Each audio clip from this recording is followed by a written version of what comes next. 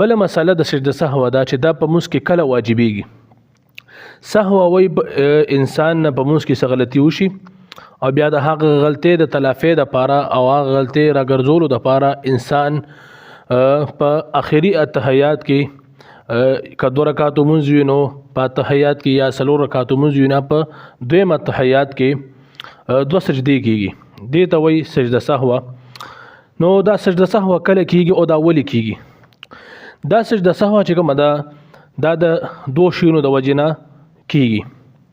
په هغې کې اول خبره خدا ده چې کله انسان نه په مونځ کې فرض لیټ شي. فرض ګوره په مونځ کې څو دي جي 14 فرض دي. په دې 14 فرضو کې تا نه یو فرض لیټ شو ډیلی شو نو په تا باندې سجده سهوه واجب ده. صحیح ده جی. مثلا رکوع فرض ده په مونځ کې او تا چې کوم دی الحمد شریف ویلو او سورت تی ویلو او بیا چې کوم دی ته دومره ادرې دی لکه څونه وخت کې چې 3 ځل سبحان ربي الاعلى ویل کېږي ته ولاړ رکوع ته نه تلې نو تا باندې سجده سهوه واجب شو. صحیح ده جی. نو په تاخير د فرض سره سجده سهوه واجبېږي. صحیح ده جی. بل سجده سهوه چې په انسان باندې په مونځ کې واجبېږي هغه په ترک د واجب باندې چې کله تا نه په مونځ کې واجبات پاتې شي. په مونځ کې تقریبا 14 واجبات دي. مفتی کفایت الله دهلوي رحمت الله علیه چې کوم لیکلي دي هغه 14 واجبات دي. نو په دې 14 واجباتو کې تا نه یو واجب په مونځ کې پاتې شو نو په تا باندې سجده سهوه واجبېږي.